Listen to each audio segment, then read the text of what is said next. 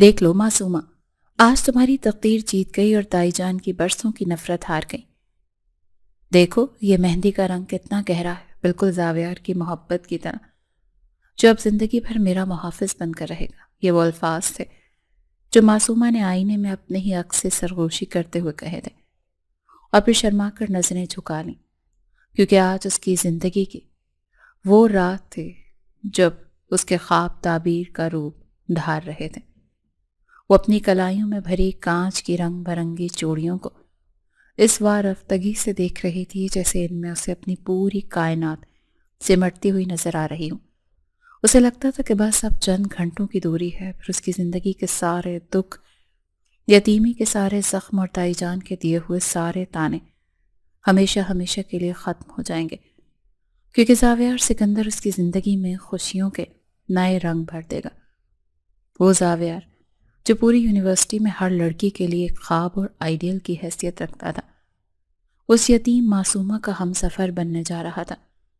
اور اس سے بڑھ کر اس کے لیے خوشی کا باعث کیا ہو سکتا تھا کہ وہ جس لڑکے کو چھپ چھپ کر دیکھا کرتی تھی، آج اس کا مقدر بن چکا تھا۔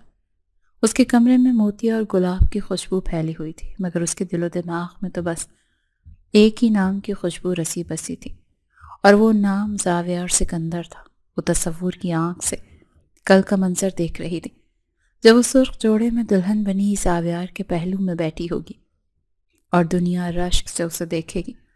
اس یقین کے ساتھ مسکرا رہی تھی کہ اس کی زندگی سے اندھیرے ہمیشہ کے لیے چھٹ جائیں گے اور روشنی ہی روشنی ہوگی، مگر وہ یہ نہیں جانتی تھی کہ تقدیر اس وقت اس کی معصومیت پر کس طرح سے قہقہا لگا رہی ہے، اور خوشی کے اس منظر کے پیچھے کیسا بھیانک سچ منہ کھولے کھڑا ہے۔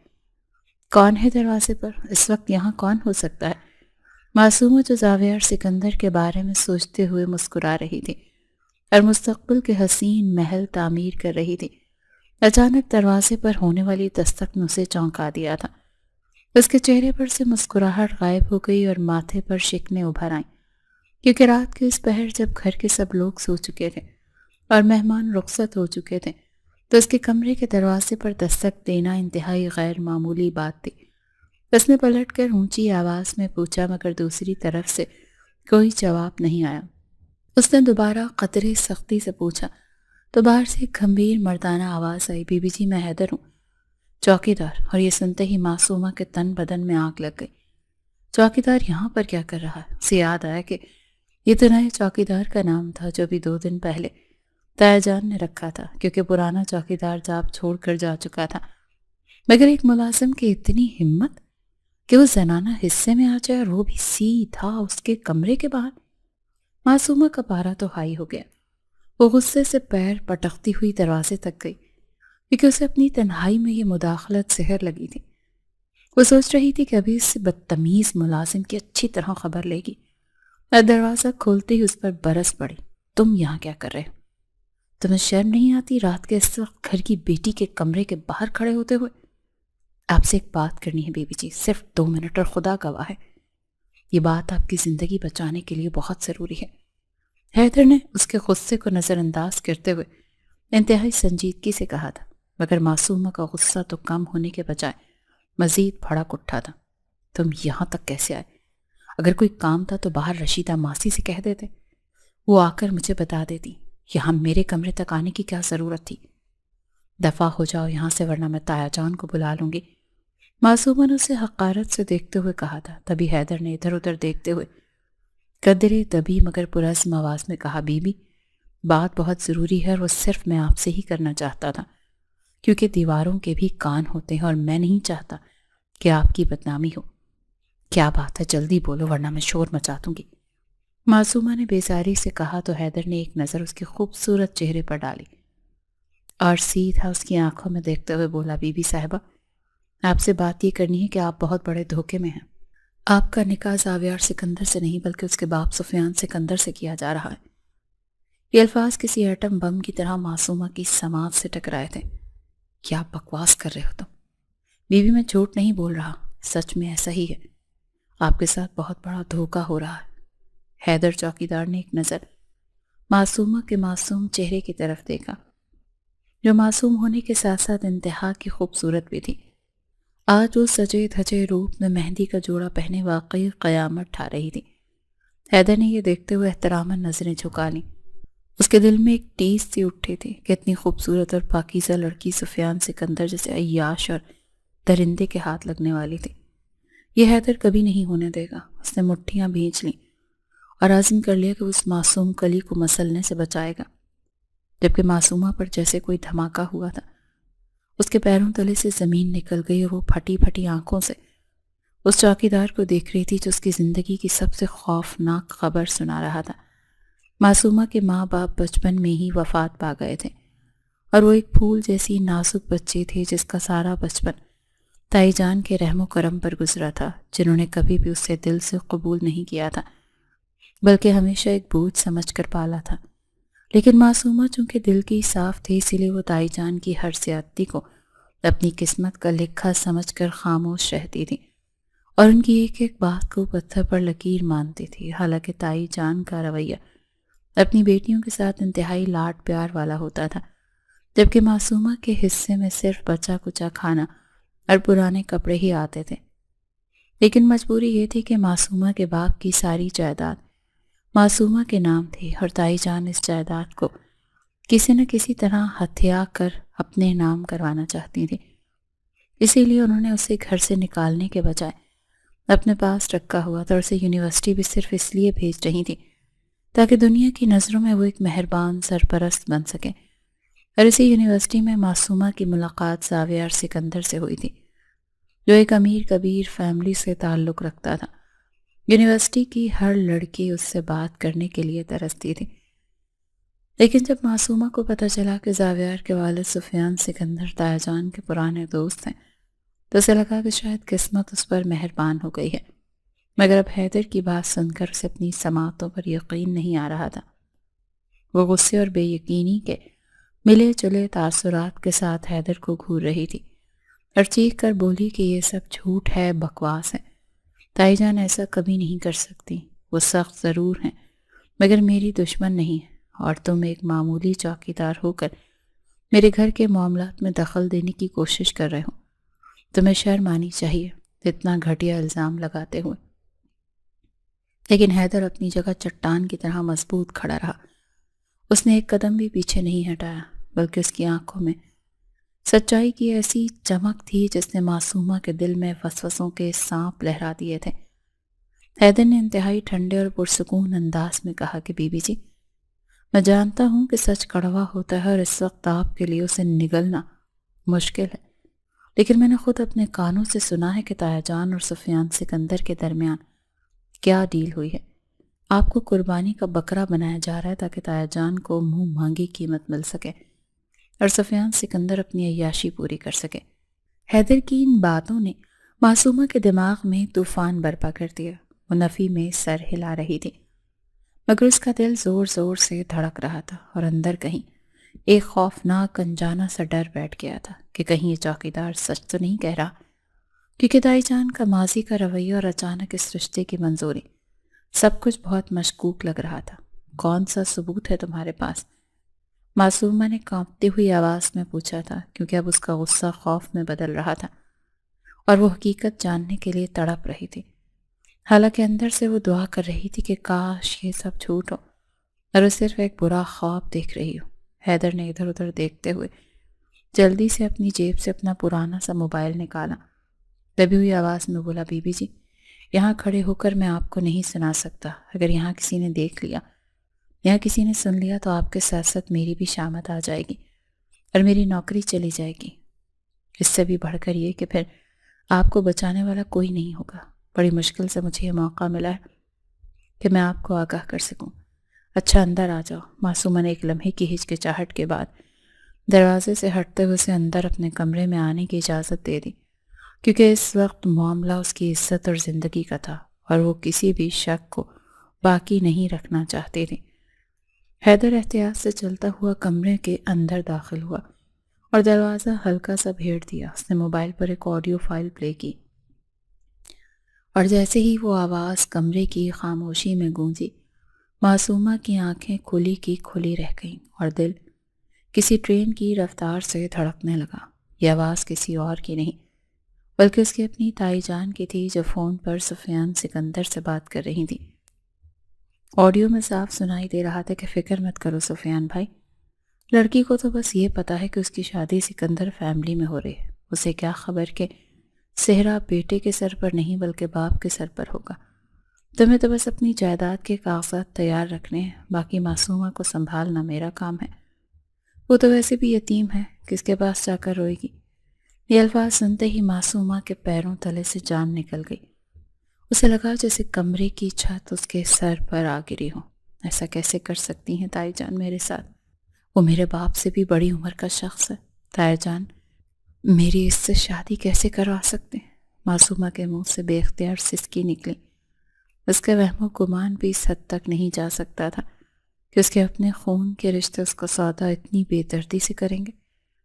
وہ جسے اپنی زندگی کا سب سے خوبصورت موڑ سمجھ رہی تھی، وہ اصل میں ایک اندھی کھائی تھی جس میں اسے دھکا دیا جا رہا تھا، اور وائس نوٹ نے اس کے خوابوں کے محل کو لمحوں میں مسمار کر دیا تھا، اور اب وہاں صرف دھوکے اور فریب کا ملبہ پڑا تھا جس کے نیچے وہ خود کو دبا ہوا محسوس کر رہی تھی۔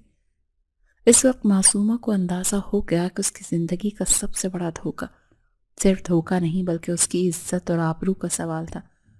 وہ ٹوٹی ہوئی ٹہنی کی طرح لرزتی ہوئی وہیں بیٹھ کے کنارے پر بیٹھ گئی، اور اس کی آنکھوں سے آنسوؤں کا سیلاب جاری ہو گیا جو تھمنے کا نام نہیں لے رہا تھا۔ اب میں کیا کروں؟ اس نے روتے ہوئے بے بسی سے اپنے دونوں ہاتھوں میں چہرہ چھپا لیا۔ اس کے سامنے اندھیرا ہی اندھیرا تھا، کیونکہ کل صبح بارات آنے والی تھی اور اس کے پاس بچنے کا اب کوئی بھی راستہ نہیں تھا۔ حیدر نے گہری نظر اس معصوم چہرے والی لڑکی کی طرف دیکھا جو چند لمحے پہلے تک دلہن بننے کے خواب دیکھ رہی تھی اور اب لٹی پٹی بیٹھی تھی۔ حیدر کے دل میں ایک عجیب سی ہمدردی اور ذمہ داری کا احساس بیدار ہوا۔ اس نے آگے بڑھ کر نرمی مگر مضبوطی سے کہا، بی بی جی ہمت مت ہاریں، آنسو بہانے سے مسائل حل نہیں ہوتے، آپ کو ظالم کے خلاف آواز اٹھانی ہوگی۔ لیکن معصومہ نے مایوسی سے سر اٹھایا اور بھیگی ہوئی آواز میں بولی، کون سنے گا میری آواز؟ میں ایک یتیم لڑکی ہوں اور میرا تو کوئی سہارا بھی نہیں۔ تایا جان اور دائی جان ہی میرے سرپرست ہیں، اگر وہی مجھے بیچ رہے ہیں تو میں کس کے پاس جاؤں؟ حیدر نے اس کی بے بسی کو محسوس کرتے ہوئے عزم سے کہا، آپ کا محافظ اللہ، اور جب تک میں یہاں ہوں میں آپ کا سودا نہیں ہونے دوں گا۔ میں صرف ایک چوکیدار نہیں ہوں، میں ایک انسان بھی ہوں، اور میری غیرت یہ گوارا نہیں کرتی کہ ایک معصوم لڑکی کی زندگی برباد ہو جائے۔ آپ کو میرے ساتھ تعاون کرنا ہوگا، ہم دایا جان کے سامنے انکار کریں گے یا پھر یہاں سے بھاگ جائیں گے۔ لیکن معصومہ خوف زدہ تھی، اسے سمجھ نہیں آ رہا تھا کہ وہ ایک اجنبی چوکیدار پر کیسے بھروسہ کرے، مگر اس کے پاس ڈوبتے کو تنکے کے سہارا کے مصداق کوئی راستہ بھی تو نہیں تھا۔ وہ ابھی کچھ فیصلہ کرنے ہی والی تھی کہ باہر قدموں کی چاپ سنائی تھی اور حیدر فوراً چوکنا ہو گیا۔ دونوں کے چہروں پر ہوائیاں اڑنے لگیں، کیونکہ اگر اس وقت انہیں کوئی ساتھ دیکھ لیتا تو قیامت آ جاتی، مگر شاید قیامت آنے ہی والی تھی اور انہیں خبر بھی نہ ہوئی۔ اتنی ہی دیر میں جھٹ سے دروازہ کھلا، اور دروازہ کھلنے کی آواز تھی کسی طوفان کے آنے کا پیش خیمہ کہ معصومہ کا دل دہل کر حلق میں آ گیا، اور پیچھے سے آنے والی آواز نے تو جیسے اس کے وجود میں سنسنی سی دوڑا دی تھی، تم کچھ نہیں کرو گی، اور اگر کچھ کریں گے تو وہ ہم کریں گے، وہ بھی اس 2 ٹکے کے نوکر کے ساتھ، تمہارا نکاح جس کے ساتھ تم رات کے اس پہر رنگ رلیاں منا رہی تھی۔ یہ الفاظ تائی جان کے منہ سے نکلے تھے جو کسی ناگن کی طرح پھن پھیلائے دروازے میں کھڑی تھی، اور اس کی آنکھوں میں ایک ایسی شاطرانہ چمک تھی جسے انہیں منہ مانگی مراد مل گئی ہو۔ معصومہ نے تڑپ کر نفی میں سر ہلایا اور آگے بڑھ کر تائی جان کا دامن تھامنے کی کوشش کی کہ تائی جان یہ آپ کیا کہہ رہی ہیں؟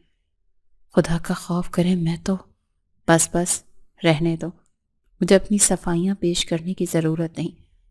میں نے اپنی آنکھوں سے سب دیکھ لیا ہے کہ کس طرح ایک غیر مرد تمہارے کمرے میں موجود ہے، اور کنڈی اندر سے لگی ہوئی تھی۔ تائی جان کی آواز اتنی بلند تھی کہ اس نے رات کے سناٹے کا سینہ چاک کر دیا تھا۔ معصومہ کی آنکھوں سے آنسو جاری تھے، وہ چیخ چیخ کر کہنا چاہتی تھی، کہ یہ شخص مجھے اپنی سازش سے خبردار کرنے آیا تھا، لیکن اس کی زبان جیسے تالو سے چپک گئی تھی، کیونکہ تائی جان نے بازی پلٹ دی تھی۔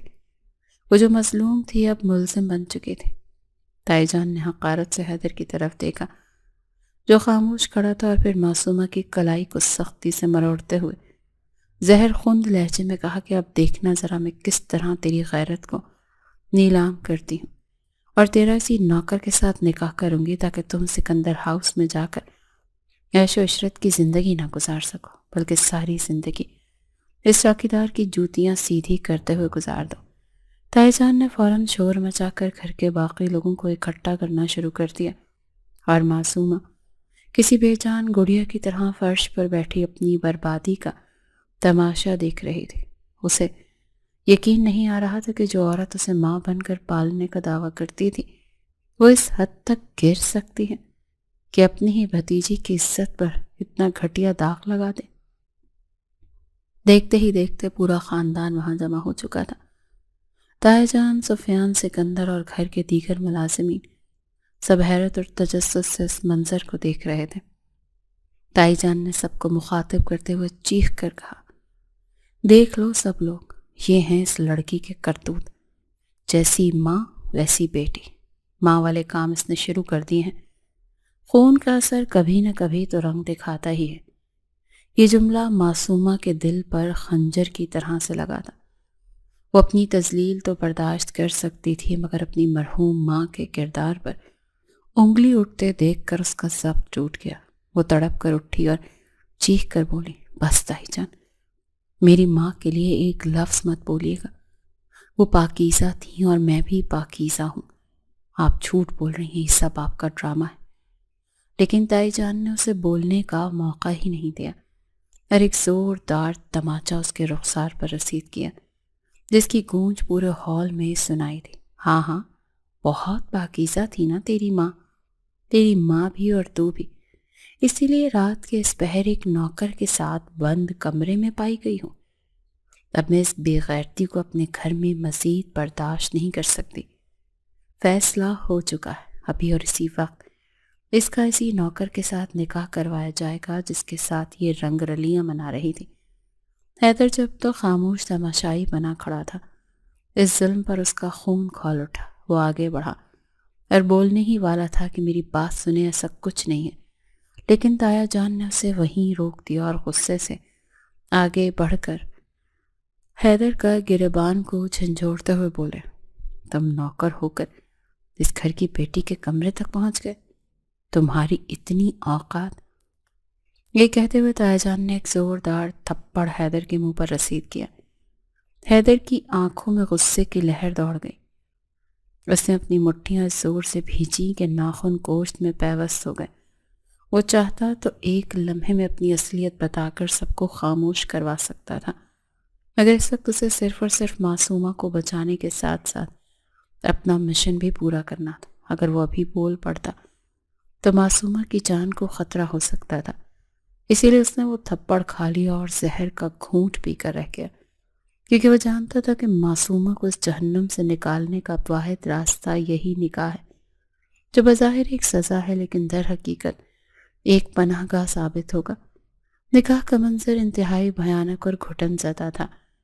مولوی صاحب کو ہنگامی بنیادوں پر بلایا گیا تھا۔ سفیان سکندر ایک طرف کھڑا تھا اور اس کے چہرے پر شدید غصہ اور ناگواری تھی، کیونکہ وہ جانتا تھا کہ اس کے ہاتھ سے شکار نکل چکا ہے، لیکن وہ اس وقت کچھ کر بھی نہیں سکتا تھا، کیونکہ تائی جان نے معاملہ عزت اور غیرت کا بنا دیا تھا، اور اگر وہ اب کچھ بولتا تو اس کی اپنی بدنامی کا ڈر تھا، اسی لیے وہ دانت پیس کر رہ گیا اور اپنی شکست کو اپنی آنکھوں کے سامنے دیکھ رہا تھا۔ معصومہ کا سر جھکا ہوا تھا اور وہ مسلسل رو رہی تھی۔ اس کے آنسو اور اس کی مہندی لگے ہاتھوں پر گر رہے تھے، اور مہندی کا رنگ دھندلا رہا تھا۔ اسے لگا کہ اس کی زندگی ختم ہو گئی ہے۔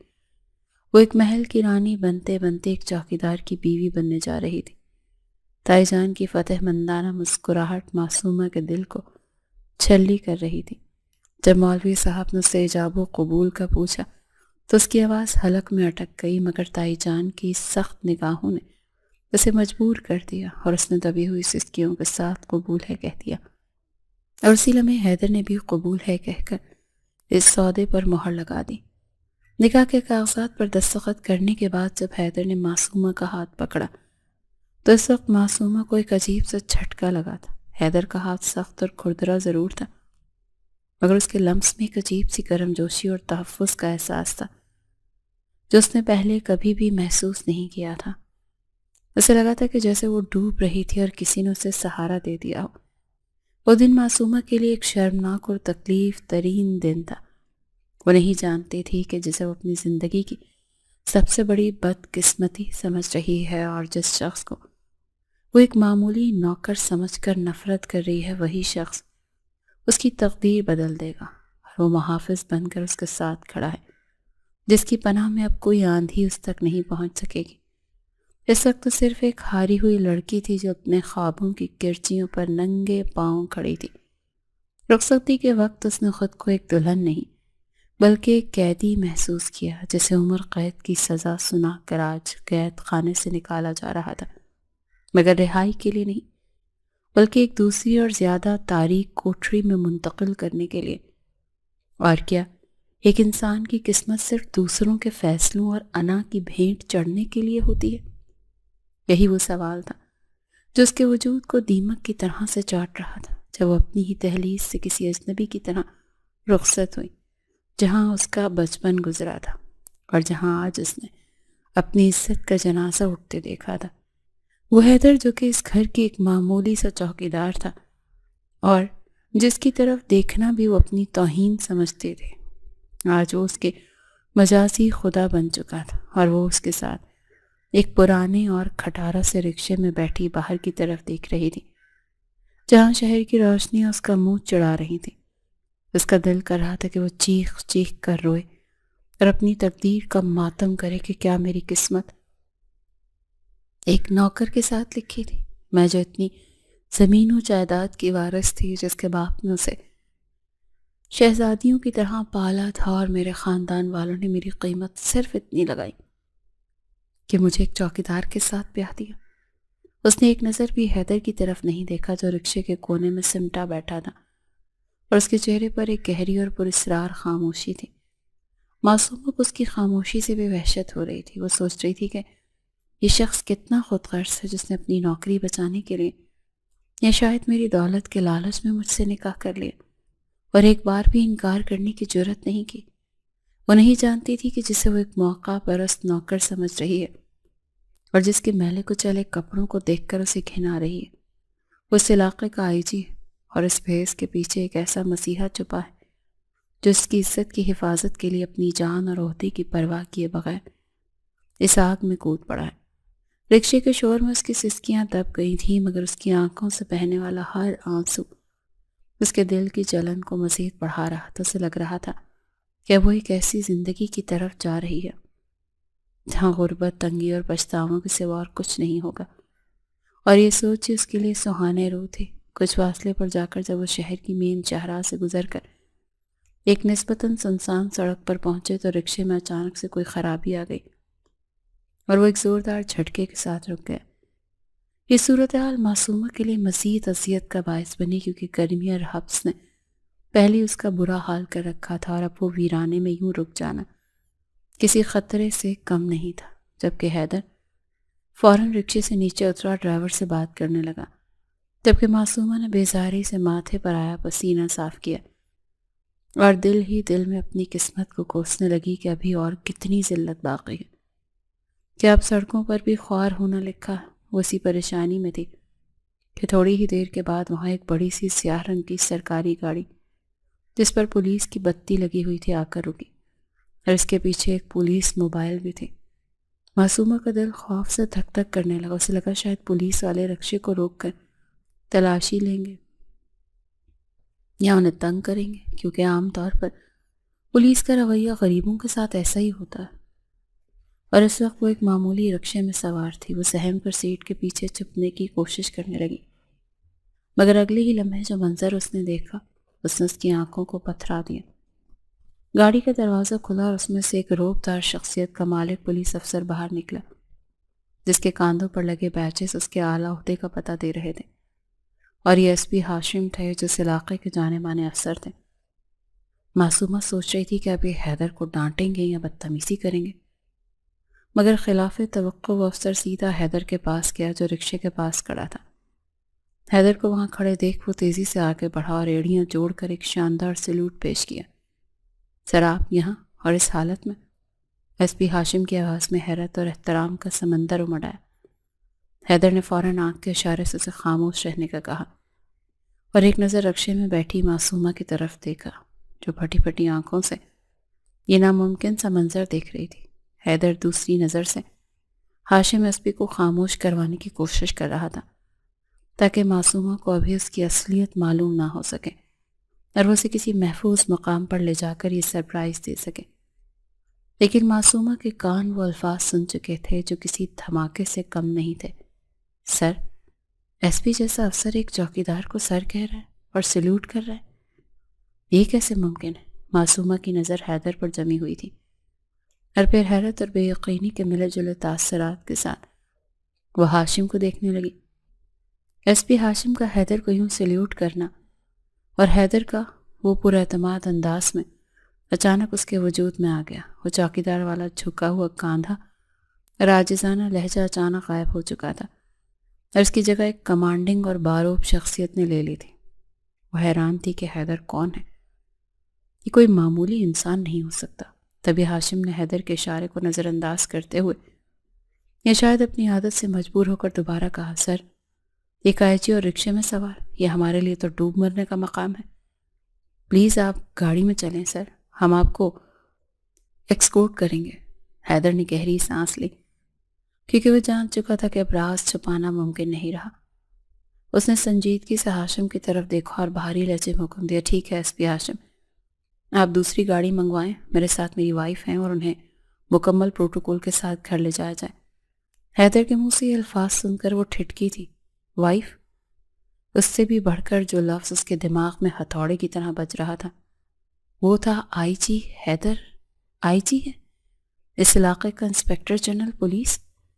اس وقت وہ معصومہ کے اندر جیسے کچھ ٹوٹا، وہ تمام نفرت، وہ تمام حقارت اور وہ تمام سوچیں جو اس نے حیدر کے بارے میں قائم کر رکھی تھی، وہ ایک ہی لمحے میں زمین بوس ہو گئی تھی، جسے وہ ایک نوکر سمجھ رہی تھی اور جس کے ساتھ شادی کو وہ اپنی توہین سمجھ رہی تھی۔ وہ تو ایک بہت بڑا افسر تھا، اتنا بڑا افسر کہ طاہر جان جیسے لوگ بھی اس کے سامنے کھڑے ہونے کی جرت نہ کریں۔ یہ انکشاف اتنا بڑا تھا کہ معصومہ کا تو دماغ ہی معاف ہو گیا۔ اسے لگا وہ بھاگتے میں کوئی خواب دیکھ رہی ہے، اسے لگا وہ جاگتے میں کوئی خواب دیکھ رہی ہے۔ حیدر نے آگے بڑھ کر رکشے کا پردہ ہٹایا اور اپنا ہاتھ معصومہ کی طرف بڑھایا، مگر اس بار اس کا انداز ایک ملازم کا نہیں بلکہ ایک شوہر اور ایک محافظ کا تھا۔ آئیں بیگم صاحبہ، گاڑی آ گئی۔ اس کے لہجے میں وہی ٹھہراؤ تھا مگر اب اس میں اختیار کی گونج تھی۔ معصومہ نے کانپتے ہاتھوں سے اس کا ہاتھ تھاما تو اسے محسوس ہوا کہ یہ ہاتھ کسی کمزور انسان کا نہیں بلکہ ایک طاقتور محافظ کا ہے جو اسے دنیا کے ہر طوفان سے بچا سکتا ہے۔ وہ ایک بڑی سی سیاہ گاڑی میں جس کے آگے اور پیچھے پولیس کی گاڑیاں پروٹوکول دے رہی تھیں، شہر کے سب سے پوش علاقے میں واقع ایک وسیع اور اس بنگلے کے گیٹ سے اندر داخل ہوئی تھی، جہاں چاروں طرف پھیلی ہوئی روشنیوں اور سبزہ زار نے رات کی تاریکی کو نگل لیا، اور یہ منظر معصومہ کے لیے کسی عجوبے سے کم نہیں تھا، کیونکہ ابھی کچھ دیر پہلے تک وہ خود کو دنیا کی بدقسمت ترین لڑکی سمجھ رہی تھی جو ایک چوکیدار کے ساتھ رکشے میں دھکے کھا رہی تھی۔ مگر پلک جھپکتے ہی تقدیر نے ایسی پاسی پلٹی کہ وہ اب ایک محل جیسی عمارت کے پورچ میں اتر رہی تھی جہاں باورچی ملازم قطار باندھے کھڑے تھے، اور حیدر کی گاڑی سے اترتے ہی سب نے بیک وقت جھک کر اسے سلام کیا تھا۔ حیدر کا انداز اب مکمل طور پر بدل چکا تھا۔ وہ رکشے والا حیدر نہیں تھا بلکہ ایک بااختیار افسر تھا جس کے قدموں کی چاپ میں بھی حکم اور دبدبا تھا۔ اس سے آگے بڑھ کر گاڑی کا دروازہ کھولا اور معصومہ کو اترنے کا اشارہ کیا۔ معصومہ جو ابھی تک سکتے کے عالم میں تھی لرزتے قدموں کے ساتھ نیچے اتری تو اس کی مہندی والے سوٹ کے گوٹے کناری روشنی میں چمک اٹھے، مگر اس کی آنکھوں میں جو حیرت اور بے یقینی کی چمک تھی وہ اسے کہیں زیادہ تیز تھی۔ اس نے سر اٹھا کر اس عالی شان بنگلے کو دیکھا جو آئی جی حیدر کی رہائش گاہ تھی، اور پھر حیدر کی طرف دیکھا جو انتہائی وقار کے ساتھ اسے اندر جانے کا راستہ دے رہا تھا۔ حیدر کا ٹھاٹ بھاٹ اور اس کے گھر میں نوکر چاکر دیکھ کر اس وقت معصومہ کو اپنی قسمت پر یقین نہیں آ رہا تھا۔ اسے لگا کہ شاید وہ ابھی نیند سے جاگے گی اور خود کو اسی ٹوٹی ہوئی چارپائی پر پائے گی، مگر یہ خواب نہیں تھا، یہ ایک ایسی حقیقت تھی جس نے اس کے حواس چھین لیے۔ وہ قالین پر چڑھتی ہوئی اندر داخل ہوئی، جہاں فانوس کی روشنیاں اس کا استقبال کر رہی تھیں۔ اسے اپنی ذات بہت حقیر محسوس ہونے لگی کہ وہ جس شخص کو اپنی جوتی کے برابر بھی نہیں سمجھ رہی تھی، وہ تو آسمان کا تارا نکلا۔ حیدر اسے لے کر ایک وسیع لاؤنج سے گزرتا ہوا ایک پرسکون کمرے کی طرف آیا اور اشارے سے ملازمین کو جانے کا حکم دیا۔ جب کمرے میں صرف وہ دونوں رہ گئے تو حیدر نے ایک گہری سانس لی اور کرسی کی طرف اشارہ کرتے ہوئے معصومہ سے کہا کہ وہ بیٹھ جائے، مگر معصومہ تو بت بنی کھڑی رہی۔ اس کے اندر سوالوں کا ایک طوفان تھا جو اب باہر آنے کے لیے مچل رہا تھا۔ آپ کون ہیں اور یہ سب کیا ہے؟ آپ نے مجھ سے جھوٹ کیوں بولا؟ اگر آپ اتنے بڑے افسر تھے تو وہاں چوکیدار بن کر کیوں آئے تھے؟ معصومہ کی آواز میں شکوہ اور حیرت دونوں شامل تھے۔ حیدر نے اس کے سامنے کھڑے ہو کر سنجیدگی سے جواب دیا، تم یہاں سے پرسکون رہو معصومہ، اور میں اس وقت تک تمہیں اپنے ساتھ رکھوں گا جب تک تمہیں مکمل انصاف نہیں مل جاتا اور وہ ظالم اپنے انجام کو نہیں پہنچ جاتے۔ میرا مقصد سفیان سکندر کو اس کے منطقی انجام تک پہنچانا تھا۔ وہ صرف ایک امیر بزنس مین نہیں بلکہ وہ انسانوں کا سوداگر ہے۔ وہ معصوم لڑکیوں کی زندگیوں سے کھیلتا ہے اور انہیں بیرون ملک اسمگل کرتا ہے۔ مجھے اس کے خلاف ثبوت چاہیے تھے اور میں اپنے محکمے کے کسی آدمی پر یقین نہیں کر سکتا تھا، کیونکہ اس کے ہاتھ بہت لمبے ہیں، اسی لیے مجھے خود بھیس بدل کر اس کے گھر میں گھسنا پڑا تاکہ میں اس کی رگ رگ سے واقف ہو سکوں اور ثبوت اکٹھے کر سکوں۔ لیکن وہاں جا کر مجھے معلوم ہوا کہ اس بار اس کا شکار کوئی اور نہیں بلکہ تم۔ اس نے تمہارے تایا جان کے ساتھ ڈیل کی تھی کہ وہ نکاح کے نام پر تمہیں وہاں سے لے جائے گا اور پھر آگے بیچ دے گا، کیونکہ تمہارے نام کی جائیداد تو وہ پہلے ہی ہڑپ کر چکے تھے۔ اب انہیں تمہاری جان کا سودا کرنا تھا۔ حیدر کی یہ باتیں سن کر معصومہ کے دل کی دھڑکن تیز ہو گئی۔ اسے تو اپنی سماعتوں پر یقین نہیں آ رہا تھا کہ اس کے اپنے خون کے رشتے اس قدر سفید ہو چکے ہیں کہ اسے جانوروں کی طرح بیچنے پر تیار ہو گئے تھے۔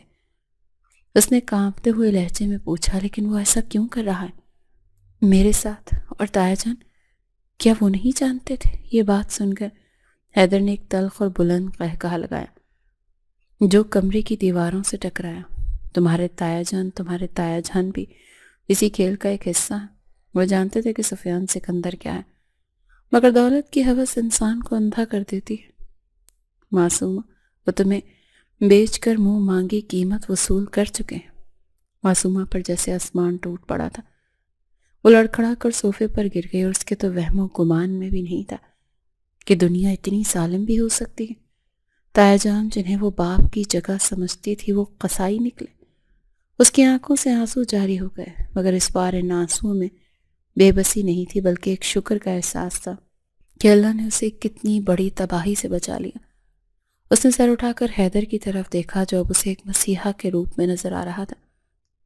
یہ شخص اس قدر خوبصورت اور وجیح تھا، یہ تو آج تک معصومہ نے نوٹ ہی نہیں کیا تھا، کیونکہ اس کی نگاہوں پر نفرت کی پٹی جو بندھی تھی، لیکن آج اس کے رتبے کے ساتھ ساتھ اس کی خوبصورتی بھی نمایاں نظر آ رہی تھی۔ اس کا قد کاٹ، اس کے چہرے کے نقوش اور اس کی آواز کا بھاری پن، سب کچھ ایسا تھا جو کسی بھی لڑکی کے دل میں گھر کر سکتا تھا۔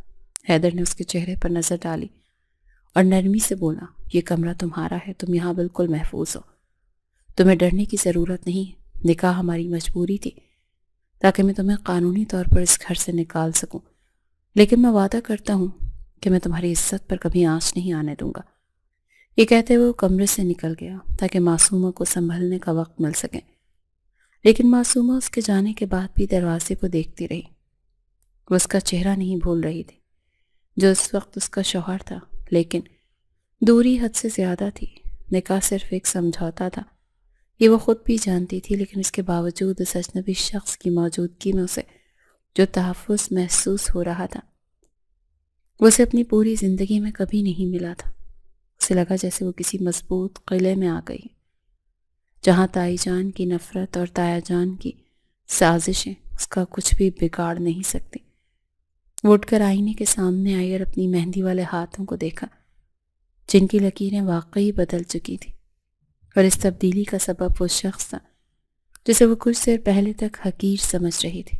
اس کے دل میں حیدر کے لیے احترام کا ایک دیا روشن ہو گیا جو شاید آگے چل کر محبت کی آگ میں بدلنے والا تھا۔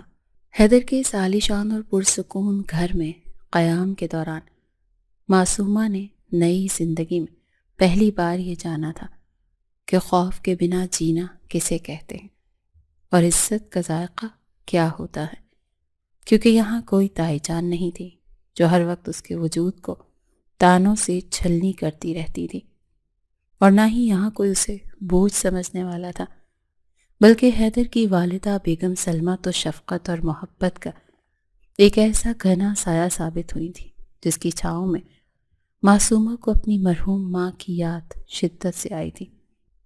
وہ اندازہ بھی نہیں کر سکتی تھی کہ کوئی غیر گھر اسے اتنی عزت اور مان دے سکتا ہے جتنا کہ حیدر کے گھر میں اسے مل رہا تھا۔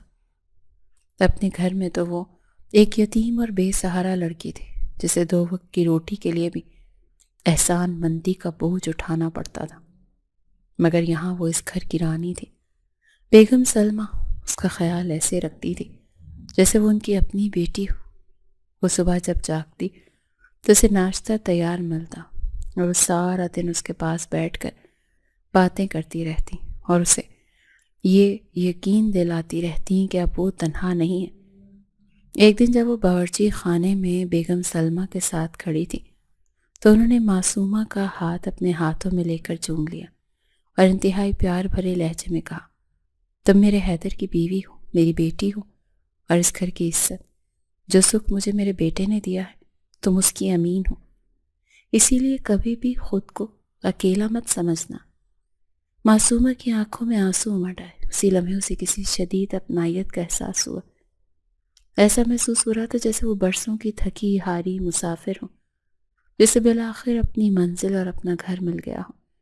وہ بیگم سلمہ کے گلے لگ کر رو پڑی اور اس کے دل سے یہ خوف ہمیشہ کے لیے نکل گیا کہ سسرال والے ظالم ہوتے ہیں، کیونکہ حیدر نے اسے صرف تحفظ ہی نہیں دیا تھا بلکہ ایک ایسا خاندان بھی دے دیا تھا جو اس کی روح کے زخموں پر محبت کا مرہم رکھ رہا تھا۔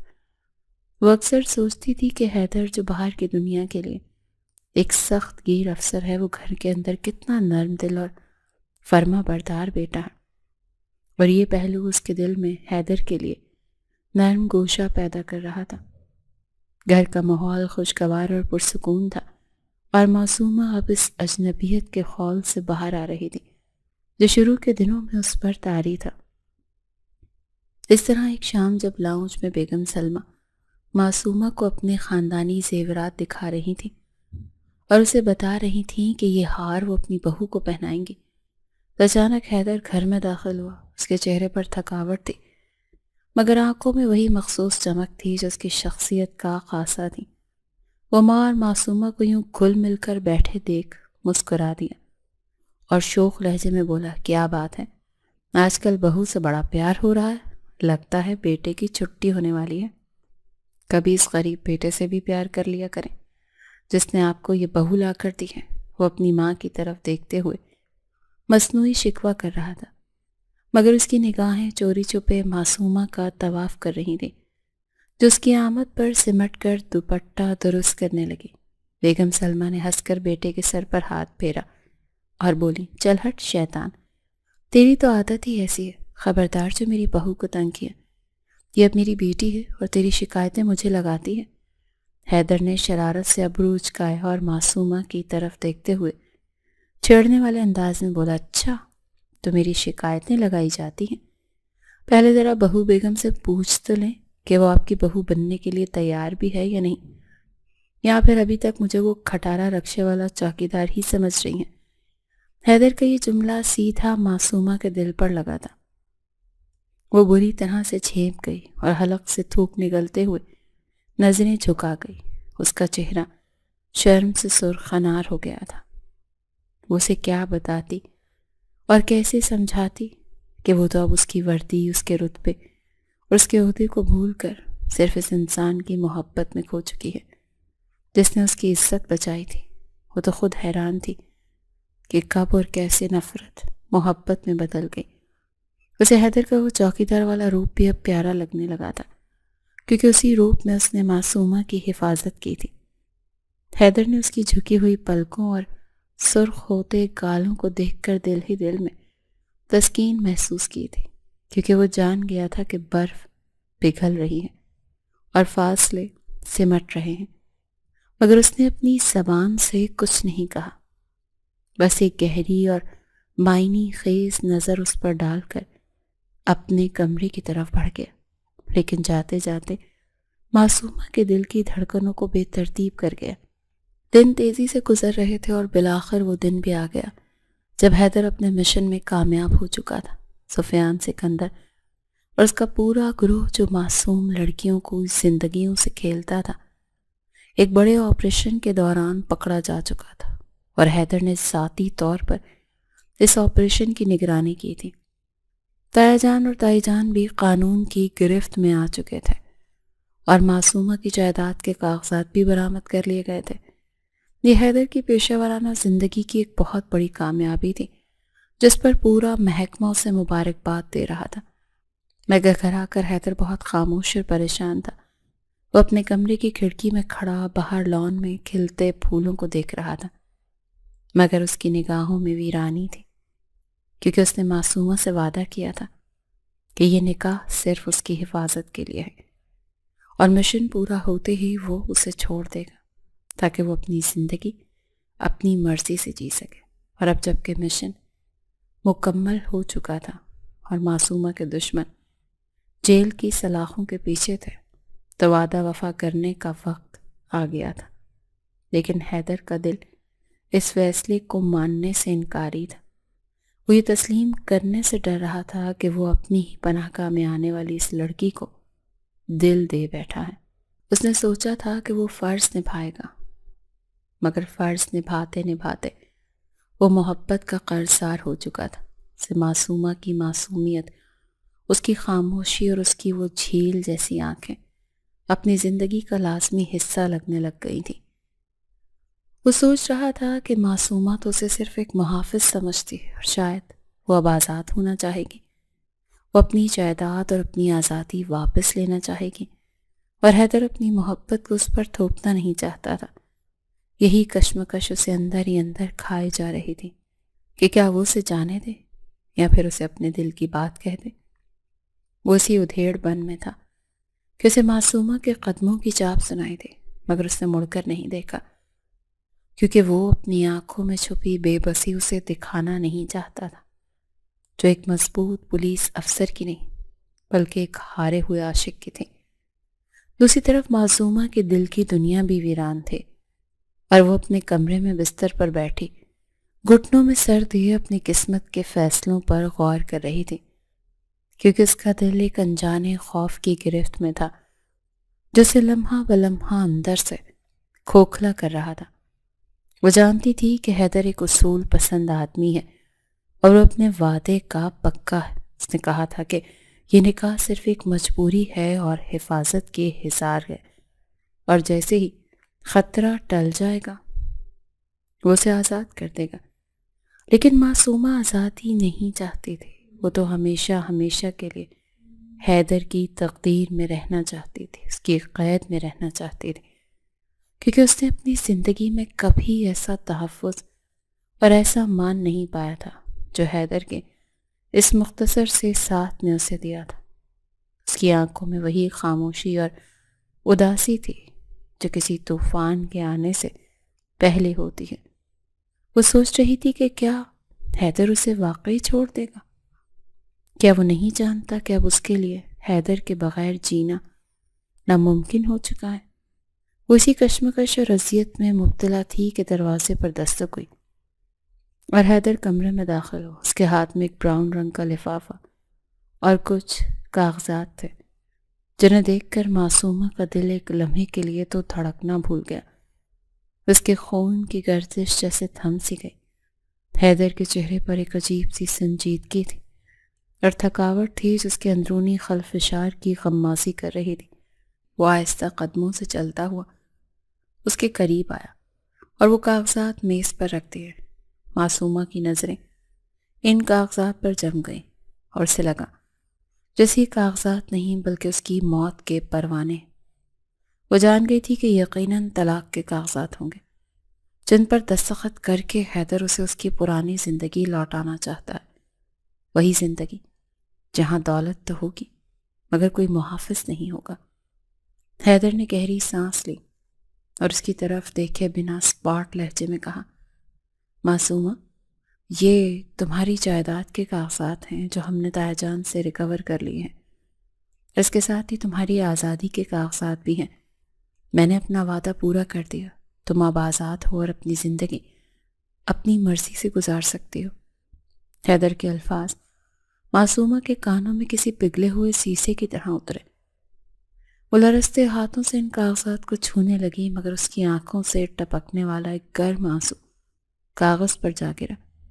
اس نے ہمت مجتمع کی اور کانپتی ہوئی آواز میں پوچھا، آپ نے مجھے کیوں بچایا تھا؟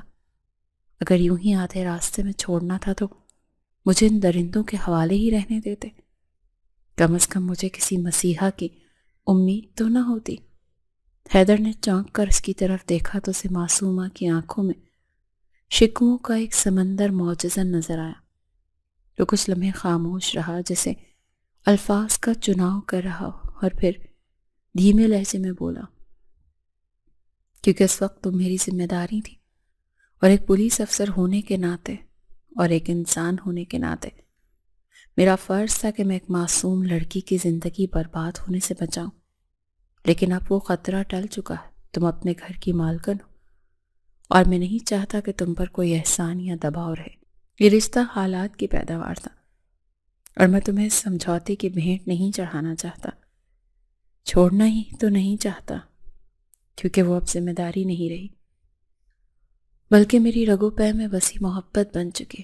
یہ وہ جملہ تھا جو حیدر کے دل میں تھا مگر اس کی زبان پر نہیں آ سکا تھا، لیکن معصومہ نے اس کی آنکھوں میں چھپی اس تڑپ کو پڑھ لیا تھا جو وہ اپنی انا کے خول میں چھپائے بیٹھا تھا۔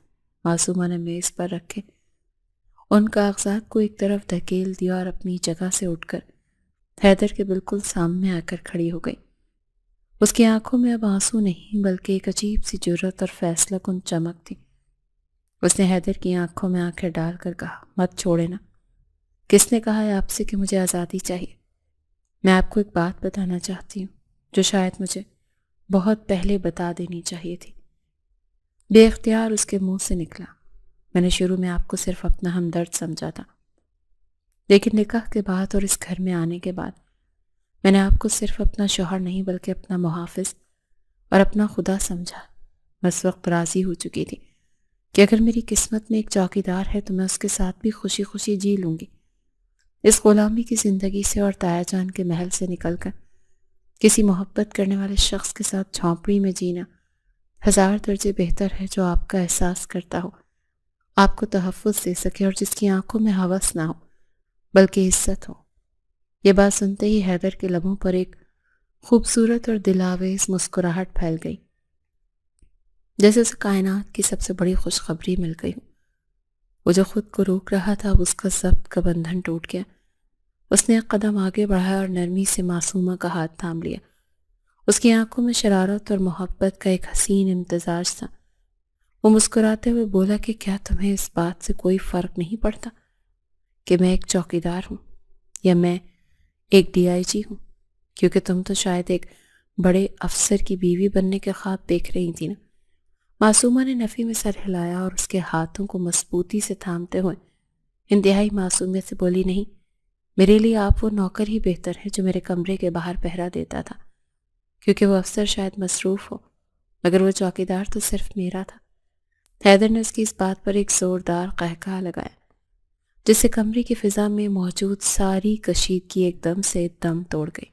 ہاں، وہ تو میں دیکھ رہا ہوں کہ اب تم پوری زندگی کے لیے مجھے اپنا نوکر بنانے والی ہو، اور یقین کرو مجھے یہ غلامی اس افسری سے زیادہ عزیز ہے۔ اس نے شرارت سے اسے اپنے قریب کرتے ہوئے یہ الفاظ بولے تو معصومہ شرم سے لال پیلی ہو گئی اور اپنا چہرہ چھپانے لگی۔ حیدر نے اس کے ہاتھوں کو ہٹا کر اس کا چہرہ اوپر کیا اور انتہائی جذباتی لہجے میں کہا، میں ڈر رہا تھا معصومہ کہ کہیں تم مجھے رد نہ کر دو۔ میں اپنی محبت کو تم پر تھوپنا نہیں چاہتا تھا، لیکن آج تم نے اقرار کر کے مجھے دنیا کا امیر ترین شخص بنا دیا ہے۔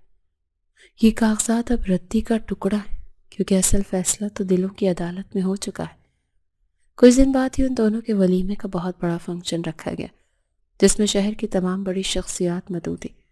پورا بنگلہ رنگ برنگی روشنی اور تازہ پھولوں سے دلہن کی طرح سجایا گیا تھا۔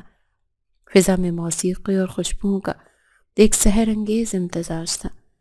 ہر طرف مبارکبادوں کا شور تھا، مگر ان سب روشنیوں کے درمیان جو سب سے روشن ستارہ تھا وہ معصومہ تھی، جو سرخ اور سنہری رنگ کے عروسی جوڑے میں ملبوس واقعی قیامت ٹھا رہی تھی۔ اس کا حسن آج پورے جوبن پر تھا اور اس کے چہرے پر جو سکون اور خوشی تھی وہ اسے مزید چار چاند لگا رہی تھی۔ بیگم سلمہ تو صدقے واری جا رہی تھی اور ہر آنے والے مہمان کو فخر سے اپنی بہو کا تعارف کروا رہی تھی۔ تقریب کے اختتام پر جب معصومہ کو حیدر کے سجے دھجے کمرے میں لایا گیا تو وہاں گلاب کی پتیاں اور موم بتیوں کی مدھم روشنی نے ایک رومانوی سا ماحول پیدا کر رکھا تھا۔ معصومہ بیٹھ کے کنارے بیٹھی اپنے ہاتھوں کی مہندی کو دیکھ رہی تھی، جس کا رنگ اب مزید گہرا اور پختہ ہو چکا تھا، بالکل اس کے رشتے کی طرح جو اب کبھی نہیں ٹوٹنے والا تھا۔ تھوڑی دیر بعد حیدر کمرے میں داخل ہوا تو اس نے شیروانی زیب تن کر رکھی تھی اور وہ کسی شہزادے سے کم نہیں لگ رہا تھا۔ اس نے دروازہ بند کیا اور آہستہ آہستہ چلتا ہوا معصومہ کے قریب آیا۔ اس کی نظریں اپنی دلہن کے چہرے پر جمی ہوئی تھی، جو شرم کے مارے آنکھ ہی نہیں اٹھا پا رہی تھی۔ حیدر نے اس کے قریب بیٹھ کر اس کا گھونگھٹ اٹھایا تو معصومہ کا چہرہ چاند کی طرح نکل آیا۔ حیدر نے اس کے ماتھے پر بوسہ دیا اور سرگوشی کے انداز میں بولا، آج تم نے ثابت کر دیا کہ محبت عہدوں اور دولت کی محتاج نہیں ہوتی، یہ صرف خلوص مانگتی ہے۔ میں وعدہ کرتا ہوں کہ میں ساری زندگی تمہارا محافظ بن کر رہوں گا اور کبھی تمہاری آنکھوں میں آنسو نہیں آنے دوں گا۔ معصومہ نے بھیگی پلکوں کے ساتھ اوپر دیکھا اور دھیرے سے مسکرا دی۔ پھر حیدر نے اسے اپنے بازوؤں کے حصار میں سمیٹ لیا اور معصومہ نے سکون سے اپنا سر اس کے سینے پہ رکھ دیا، جہاں اب صرف اس کے نام کی دھڑکنیں گونج رہی تھی۔ حیدر نے اس کے کان میں جھک کر کہا، آئی لو یو، اور معصومہ نے آنکھیں بند کر لی، کیونکہ اسے اپنی دنیا مکمل ہوتی محسوس ہو رہی تھی۔ باہر آسمان پر چاند اپنی پوری آب و تاب کے ساتھ چمک رہا تھا، جیسے وہ بھی ان کی محبت کی گواہی دے رہا ہو، اور یہ کہانی جو ایک سازش اور دھوکے سے شروع ہوئی تھی اپنے انجام کو پہنچ کر ایک لاسوال محبت کی داستان بن چکی تھی۔ سچ ہے کہ جوڑے آسمانوں پر بنتے ہیں اور جسے اللہ رکھنا چاہے اسے کوئی مٹا نہیں سکتا۔